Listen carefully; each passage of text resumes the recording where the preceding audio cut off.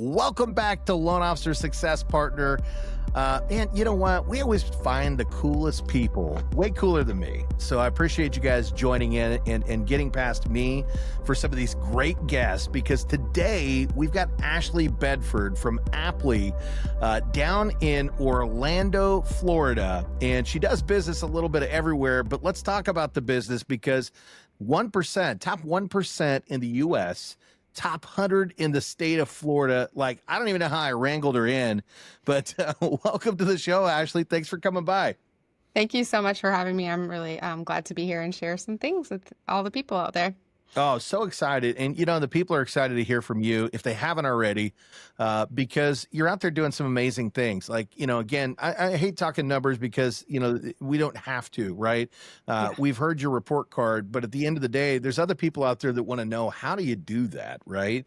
So we'll go over some of that stuff today. But first, let's get to know you a little bit. I know you're in Orlando. Is that where you're from originally?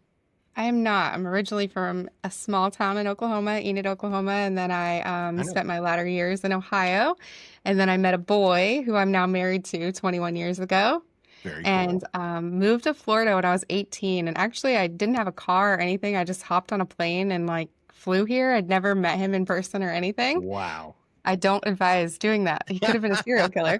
But I bought a bike with the $150 I had, and I rode my bike to 2 jobs for a year until I could afford to buy a car. So that's awesome. it was definitely an adventure. And now that I have an 18-year-old, it sounds terrifying. Oh, just absolutely insane, right? Like, you did what, Mom? Like, how did you make all this come together? So it sounds like an episode of How I Met Your Mother, right? Yeah. Well, and my 18-year-old, she loves all the time. Like, anytime I question her decision, she's like, you moved here when you were 18 on a plane and never had seen Dad's face before. And I was like, so yeah. Don't tell me what I can do. Yeah. So it's definitely different. No, that's crazy, but super cool, right? You know, because again, you went on an adventure to figure out where you needed to be the whole time. And if I heard that right, you said Enid, Oklahoma. Is that it? Enid, Oklahoma. I'm pretty sure I've been through there and near there, because I'm from Kansas originally. I live in Texas. So, you know, we border Oklahoma last time I looked. Yep. And Tinker Air Force Base, that's what it's known for. If the Air Force Base leaves, they're going to be a ghost town. So it's all over for you guys. So pray that the Air Force stays, right? And then you said up to Ohio. What were you doing up there? My grandparents raised me from there when I was in high school. It's where my mom's family's from. And so I lived there through my high school years. And then you said it's way too cold, and there's a really cool guy in Florida. So I'm going to hop on a plane, buy a bike, and here we are today. Exactly. Yep. I was going to be a pharmacist, actually. And I was going to go to University of Toledo. And I was like, yeah, this sounds way more fun. Well, you know what? You're doing great things for people, and we're super excited to have you in this space, right? You know, we need good people in the mortgage industry, and you're one of the great ones. You know, you're one of the great ones. So let's talk about that, though. So you get down to Florida, and you got your bike, and how do you transition that into becoming a loan officer? So I worked at like Target and a local barbecue place. Okay. And rode my bike to the 2 places, and then decorated people's house for Christmas at night. But then, you know, I got pregnant with my first daughter. Yeah. And I was like, well, I can't do this forever, you know? And so I got my first job at Washington Mutual, making $10.25 an hour. And, you know, I really thought I had made it, right? Yeah. Yeah. And then after I had her, I went into a little bit of commercial banking in a small residential bank, and made $16 an hour. So I really thought I had made it at that point. Baby. Banking. Yeah. And so, but then when I went to buy my first house, being on the commercial side, you still don't really get that education of like what your credit score looks like. And I wasn't really raised with that either. Had a relatively rough childhood. And so really didn't have that support and background of that. Yeah. And so I kind of was figuring it out by myself. So my husband called a rather large mortgage company. And he said, let's try to buy a house. Well, they told me for $189,000 house, I needed $30,000. Well, I'm like 25. I don't have $30,000. And I know most of the 25-year-olds out $16 an hour. Don't. And, yes. Up until recently, riding a bike to work, right? Yes. And apparently, I dressed the right colors today because I'm wearing red and white, and you're talking about Target, right? So I am the bullseye today. Yeah. Someone told me an astronomical amount of money, right? Yeah. Well, and someone told me, and I'm thinking like $189,000. for a house, that's like a lot of money, even relative to that, right? Yeah. And so I called a mortgage broker that somebody had told me, and I said, I walked into a house with $13,000. I sold my first car that I actually bought because it's like 5 years later. Yeah. Sold my car that I bought. Yep. Literally had cash laid out because we know that cash is a bad four-letter word in this Yes, it's industry. So scary. I had cash laid out Where with did the it bill of come sale from? in front of it to verify it. I'm And that's how we selling bought our this first car, house. right? Yeah. Yeah. Yes. And we became a one-car family for 5 years. And so then I decided we bought one more house with her, and I was like, I think I could do this. I called actually to be a processor, and she's like, no, you're too good. Like, you have to be an LO. Like, you'll be Yeah. really good at this. And then I was like, great. And I hung up the phone and I told my husband, and he's like, that's a commission job, right? And I said, no, just kidding. I'm not going to do this What did because you I'd always been do? paid by somebody. Yeah. He'd been in sales his whole life, but I had been paid by somebody. So I was like, I'm Yeah. not doing this. You were the And stability, right? instead, I did. And so what I did was I packed my kids up. We lived in Pensacola at the time. They'd moved us there for his work. And I moved in with my mother-in-law into one bedroom with two kids, two dogs, and a cat. And my husband stayed in Pensacola and worked until I could get my feet on the ground. Mhm. And the company I went to, I said, I want you to pay me this draw. That's it. I don't pay me $1 more. Even if I'm Yeah. crying in here, don't Yeah. pay me $1 more because I need to be so hungry for this that I'll go make the money. And Amen. so then I just thought, well, you can turn around and there's a loan officer in Florida because it's the easiest state to get licensed in. Right. And just because you're licensed doesn't mean you should be doing loans. And so, but I was like, well, maybe if I just call some title companies, because you always hear that things are horrid. Like everybody hears, oh my gosh, a mortgage, that's got to be the worst process. This is worse than a root canal. Yeah. And I heard about all these people like getting declined, like on these Facebook groups, like right prior to closing. Right. And I thought, well, who's the first action to that? And it's title companies because they're not even calling these realtors first. The title companies are following up with them and finding out. So I just started calling saying, hey, if you have any of these scenarios, could you have the realtor have their buyer call me? Let me just see if I can help them. Let me see if I can make it work. And so I did. Then finally I got one and I closed it in 10 days on a manual underwrite, which was tough. That's tough. And so it was tough. But I did it in that it was almost like a high, like that I could accomplish that. To be honest with Right. you, it was really adrenaline Pull it rush. off. Woo. Yeah. I got to do that And again. it didn't matter what I made. I know that sounds so cliche, but it was like I got this person into a house. And so that was from then on out. I probably didn't get an approved eligible for the first year of my career. Really? So Yeah. So you started off with the rough stuff, right? Hey, you know what? Title companies, I'm sure you guys have clients that don't make it to the closing table for some reason or another. You're frustrated real estate agents that were behind those transactions. Hey, tell them you know a gal, right? Yeah. And that happens to be you. And so you cut your teeth on all the most difficult, which by the way, I always talk about this. Where do we learn the most in our life? Is it from the easy stuff or is it from the really hard stuff? Right.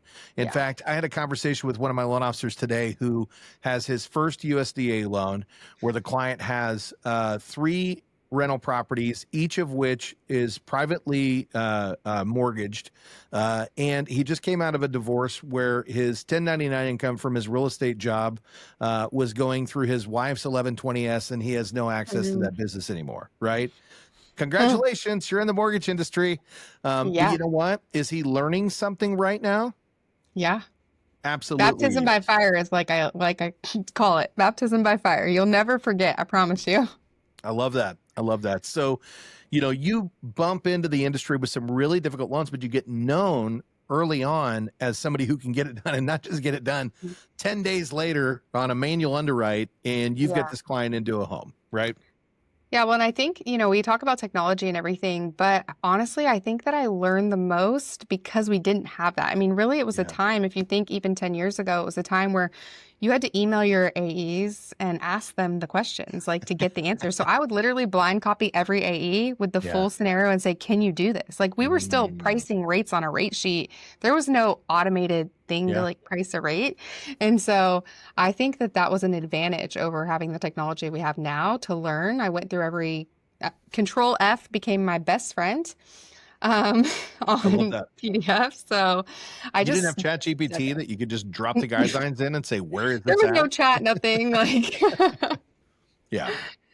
Yeah. So the So original chat was grab a PDF, Control F for the yeah, scenario you're looking for, and hope that you can go through 10 sources instead of 134 to get to the answer that you're looking for. Right. absolutely. And if Yeah. they told me I could, like, then it's in writing. So you're not going to go back on me because I'm going to show you the receipts in your email that Boom. you told me I could do this. So don't embarrass me. Yeah. Yeah. Well, that's huge, right? Because at the Mhm. end of the day, how did you get here? Good old fashioned hard work. You rolled up your Yeah. sleeves and you said, I'm going to leave no stone unturned, or as we like to say, no loan unturned, right? Yeah. And I'm going to get to Yeah. the root of the problem. And if there's a way to get this thing done, I'm going to get it done. And Absolutely. so now you've got agents that believe in you. Hmm. Yeah. Yeah. And then I always say Orlando's the smallest big town ever because the word started spreading and I just started getting referrals. And then my next little thing is I found that transaction coordinators get paid the least amount of money, and those are real estate Mm, transaction coordinators, the people that are sending out the email, and they're doing a lot of work, to be honest yeah. with you, and they're making like 250 to 350 a deal. Well, you got to do a lot of deals to make any money. And so Yes. I thought, And well, hold on, I want to rewind that too. You're in yeah, Florida. You yeah, got to do a lot of deals to make $250 make ends meet. yes, Yeah. yes. Rent on average is like what, $2,500 here now. So Yeah. yeah, it's crazy. And so I thought, well, if I could take the burden of their follow up off. So my team knows that if a TC is following up, we are not doing our job. So make sure that you're doing your job because I'm Yeah. not going to be happy if you're not. And so that's a big thing is like I want them to know when they get the file, their first thing is Ashley, great to see you on this file. And title companies Yeah. should be doing the same thing. So I get a ton of title companies and a ton of TCs that says, "Oh my gosh, I'm so happy to see you on the file," because they know they don't have to worry about it getting to closing. And I think that's important because I have a reputation of my letter being gold. And I always have Yes. people ask me, "Can you just give me a pre-approval with no documents?" No. Mm-mm. Thank you for saying that, right? Yeah. Because I've had this conversation with a lot of people, right? I've been in the industry for 23 years and I've Yeah. I've trained and managed a lot of people. And at the end of the day, I've had a lot of folks out there that want to put out a loose pre-approval because the agent wanted it quick, and it was exactly that, and they get egg in their face after the fact. And what you're saying right here is, hey, let me tell you how I got here, right? Like how I become top 1% in the United States of Yeah. America is by getting known as somebody who doesn't do that, right? Who's not going to put you in a situation where you're out there shopping with a client that may or may not qualify once the Yeah. contract comes home, right? So Yeah. take a page And I'm from not Ashley doing here. Yeah. Yeah. If you think that getting to the top is going to be giving the agent what they want, sometimes what they want isn't what they really need, right?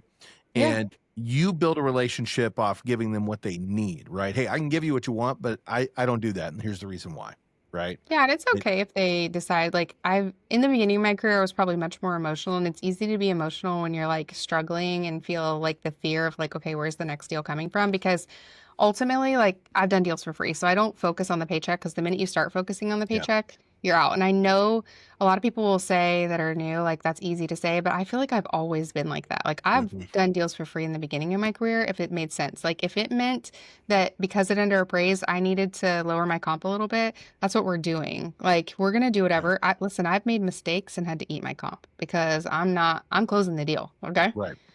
And so whatever that takes, and I think that as long as you focus on what's right, everything else will fall into place. We talked a little bit about this in the green room the other day, and I share the same value as you do with that, right? Yeah. Because what I know and what I know you know as well is that when I make that deal happen, that client or that agent starts to talk to other people. And that's not why we do it. We just do it because we Yeah. care about our people. But this what happens. They start to talk to other people and they're like, look, there was, Ashley made something happen that nobody else could have gotten done. Yeah. And they're right, because most people would have said, nope, there's no money in this. I'm walking away from it. And that homeowner didn't become a homeowner because of what? Yeah. Greed, right? And I know we're Exactly. not doing this pro bono, but again, I've seen the amount of transactions that you close in a year. And at the end of the day, I promise you guys, if you're listening in, she does pretty well. So, so at the end of the day, the money comes behind that by doing things for the right reasons. And this is what you become known for. And it's not, hey, I'm going to give up money on every loan. It's just, if I make a mistake or if I've got to do what it takes to get this one done, we're going to do it because it's the right thing to do. 100% every time, because otherwise you're just another LO out there, and anybody can reach out to an LO. So facts, you know, and at the end of the day, how do you stand out in your market? yeah. That's how you get, you know, you're known for, right? Yeah. This is who I am. So let me ask you a question, Ashley, because we talked a little bit about scaling before we jumped in here. And, you know, again, I know it's never perfect, right? Nothing is ever perfect in this industry because there's so many moving parts. And I think that's what, if you're an outsider looking in, you happen to be not a loan officer listening to this podcast and you're going, what do they mean? Get in the industry and you'll figure it out. Like, Yeah. every loan is a challenge, you know, except look, there's some easier ones, but those are the ones that help you get through for all the other ones, right? And there's so many different touch points that have to happen on every single file. When you get to the level that Ashley's at, you can't do it by yourself, right? So the first question I want to ask you is like, how did you know what point to hire the first person to help you? Like, how did you know where that pain point was? Like, okay, I got to do something because this isn't working. When was that, and how did that work? So I was at the same company for the first 8 years of my career, to be honest with you. And I remember sitting during COVID, and a lot of people always talk about COVID. It was a lottery. Okay. It's never happening again. Okay. Yeah, agreed. Not in our lifetime, probably. But I remember like I'd go home for a few hours, eat dinner with my family, and come back at like 1 in the morning. And I closed my most loans ever. I closed 321 loans on Calyx. So I should just get an award for that. Amen. Really didn't have any support, but my assistant at the time, she was also my cousin. She brought me a Starbucks in for my birthday, and I was like, and she got laid off because everyone in the health field got laid off during that time. Yep. And I was like, "Do you want a job?" And she absolutely did not want a job. Okay, she did not want to be in mortgage. She somehow stuck with me for 4 years, Yeah. and just, recently went back to her healthcare field and her dream job.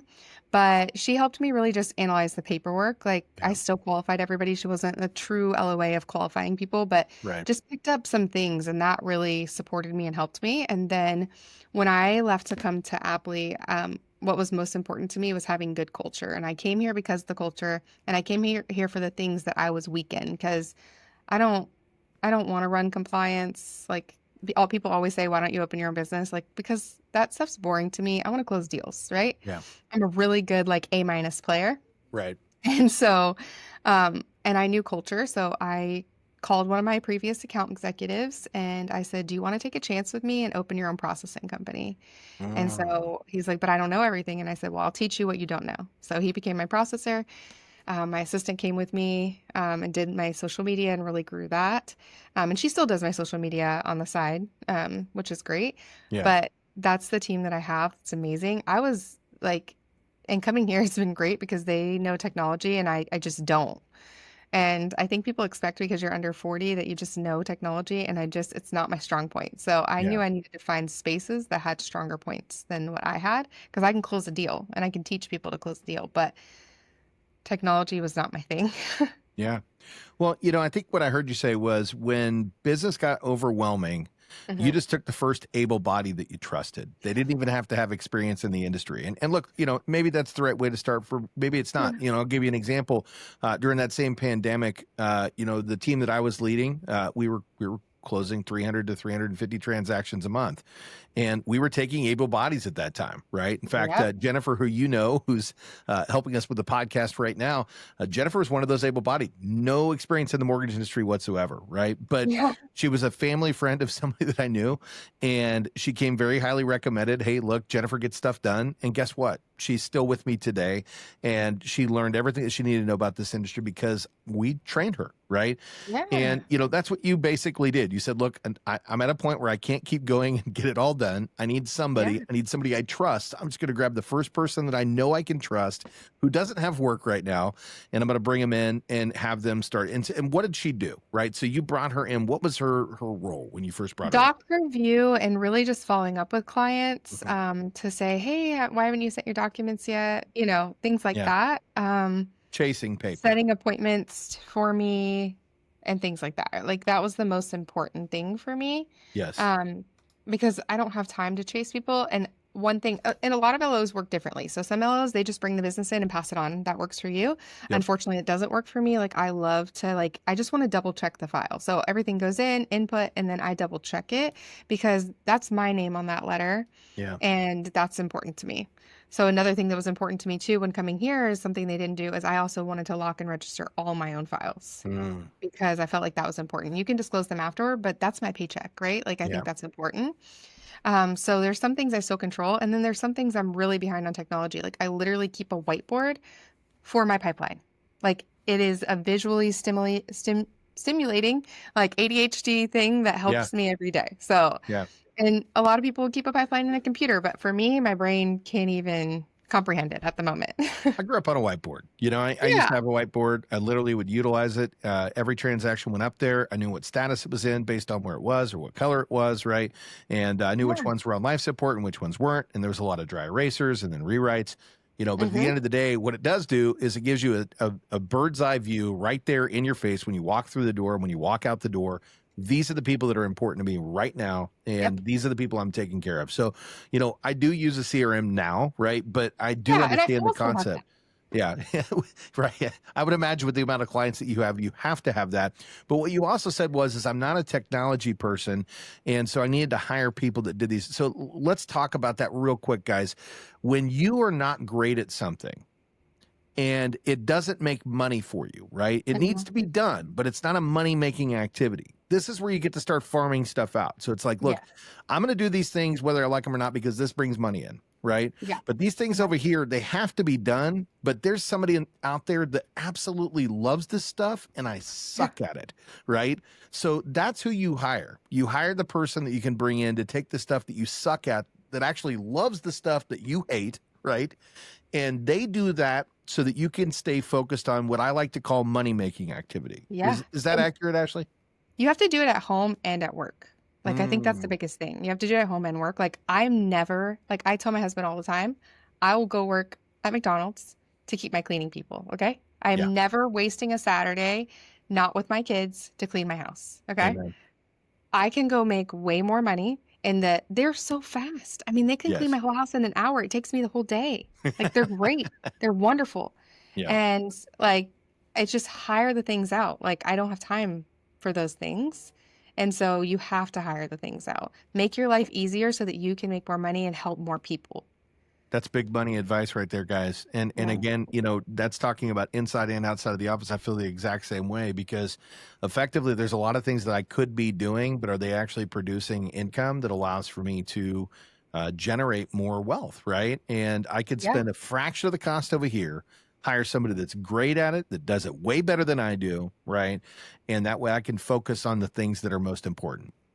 Well, and a lot of people talk about balance, especially women. I feel like they're talking about, oh, I got to balance. I got to balance. There is no such thing as balance. There's Mm. priority in the moment. So, like, for example, right now, my email is probably blowing up. Okay.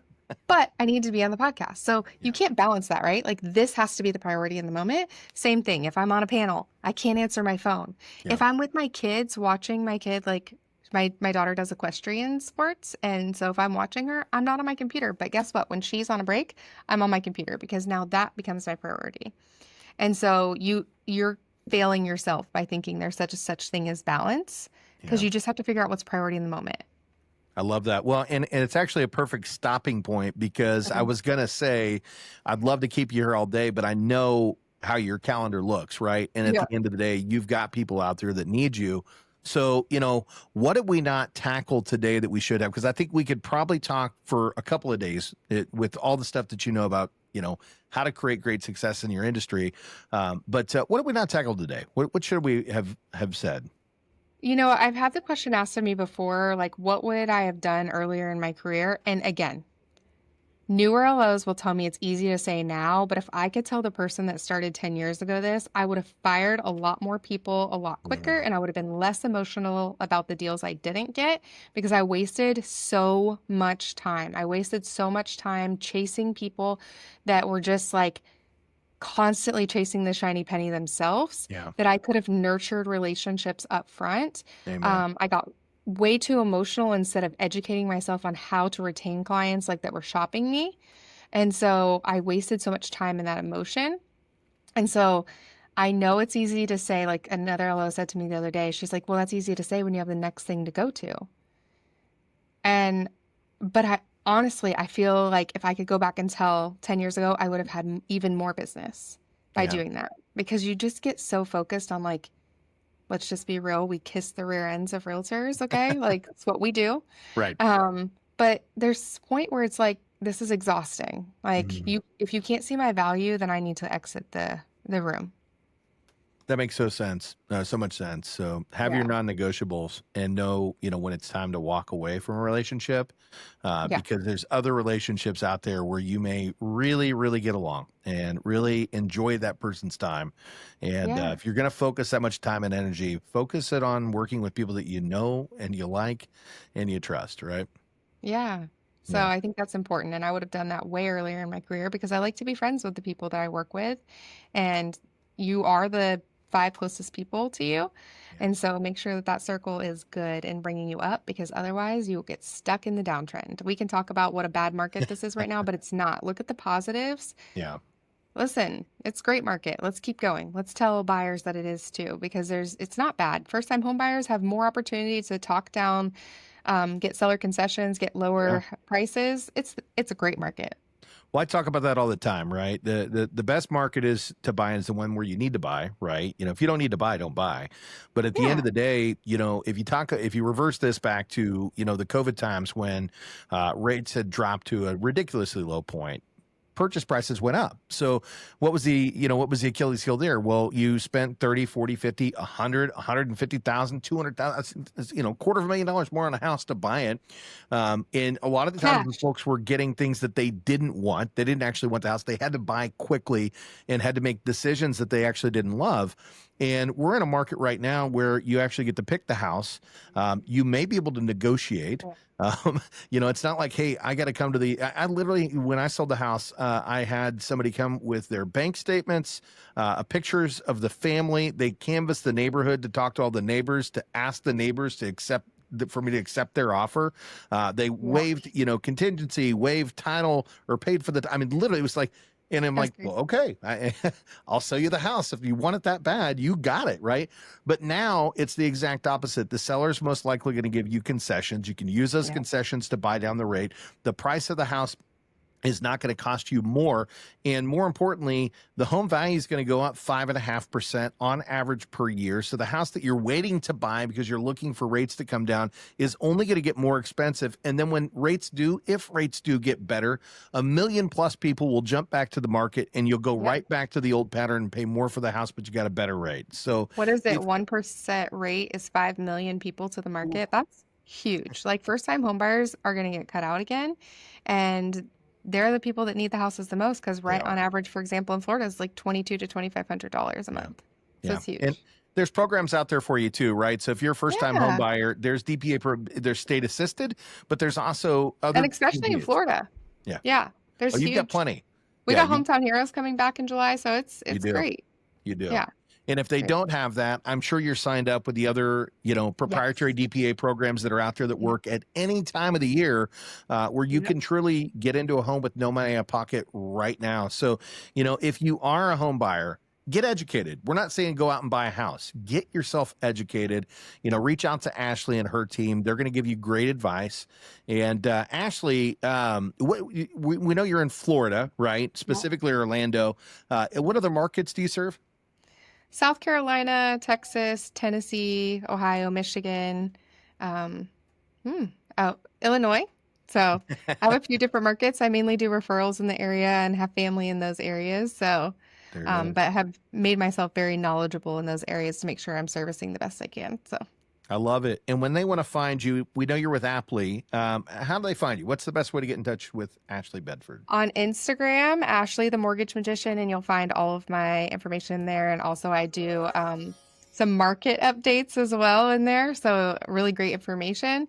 And then they can call me too at my cell phone. I'm always available to call, text 407 394 9488. So, it's the best way to reach me. Boom.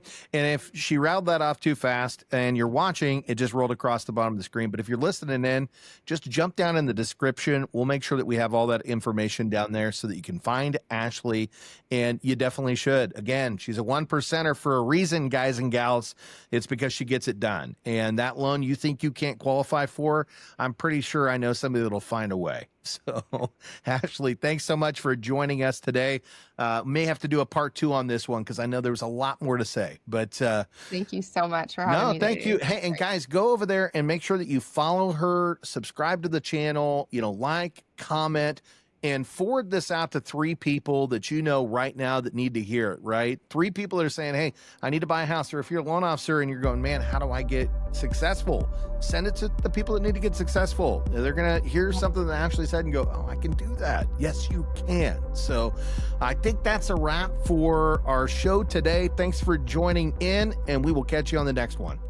Thank you so much.